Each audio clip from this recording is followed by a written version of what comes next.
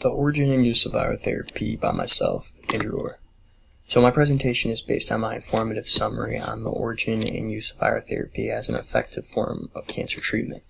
So the oncolotic virotherapy more specifically looks at replication viruses that over time look to hurt and then destroy cancer cells while not harming our healthy cells at all. So it kills the bad, not the good.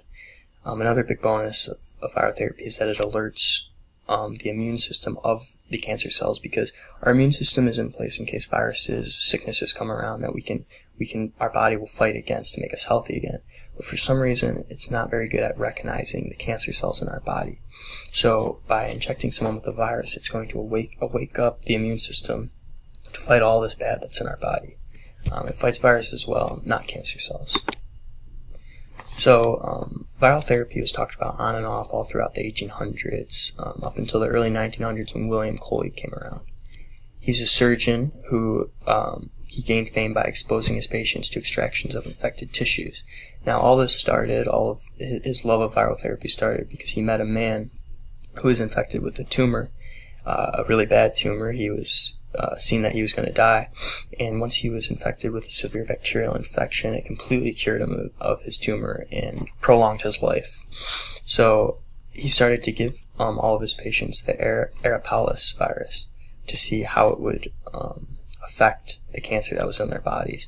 And based on all these studies and the experiments that he did, he was able to concoct Coley's toxins, which is made up of two different types of bacteria that are modified. It induced fevers, chill, and inflammation in his patients. And there was many cases of it actually working, reported by himself.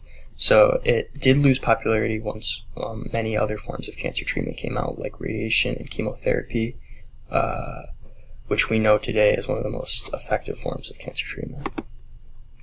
So as new technology emerged, it reestablished virotherapy as an effective solution. As more research was able to be conducted, they're beginning to see just how well this could work, how many people it could heal. So large clinical trials started where doctors were infecting large amounts of cancer patients with mumps, hepatitis, and West Nile, and they were going to document each patient, see how it helped the cancer, to see how they'd move forward from here. So the results widely varied. There was patients that the cancer did decrease and it prolonged their lives. There was patients that their immune systems fought away the viral infections before it could even get to the cancer and help with that. And then there was patients that it did fight off the cancer, but their immune systems couldn't fight off the virus that was given to them, and they were affected by West Nile or mumps or whatever it may be.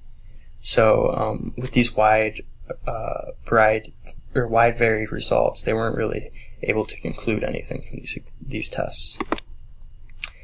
So this brings us to the modern era of viral therapy, which the first thing to look at is molecular virology. This enabled scientists to look at viruses on a molecular level, see how they were reacting with other cells, and to just see exactly what's going on, which led them to conclude that viruses replicate differently. There's some viruses that work better with other diseases, and they work differently with cells. So there's lots of viruses that could work differently, and some that can help and some that can't. So they really have to pinpoint exactly which ones are helping. And with modern genetic engineering, they're able to make their own diseases. They're able to take parts out of one, parts out of another, to make it work exactly how they want to work. So with all of these technological advancements in the modern era, there's a lot that can be done with this. So the problem right now, first off, is to pick the right virus. With modern genetic engineering, like I just said, this is getting easier and easier, as they're going to be able to get exact viruses that they want eventually. So really, more of the problem is to arm and deliver it, because that's specifically the delivering part, as cancer can affect any part of the body. For example, someone who has a tumor in their head, it'll be a lot easier to deliver a virus up there than it would be to someone who's suffering from cancer all over their body. Then they're going to have to pinpoint an exact spot that's going to help help the best and harm the least, if that makes sense. So it's difficult to reach.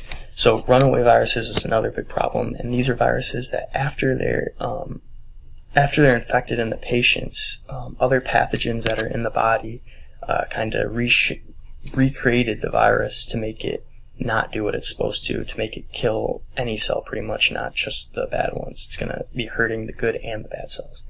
This appears safe, though. This isn't that big of a problem because with our modern medicine, we're able to detect if there's any pathogens in the body before they would be given this treatment, so it's not really something that we need to worry about today. So the future for virotherapy, it looks bright. There's lots to do with it. Ever since it started, it's been only getting better. There's been more to do with it. It's not a cure by itself.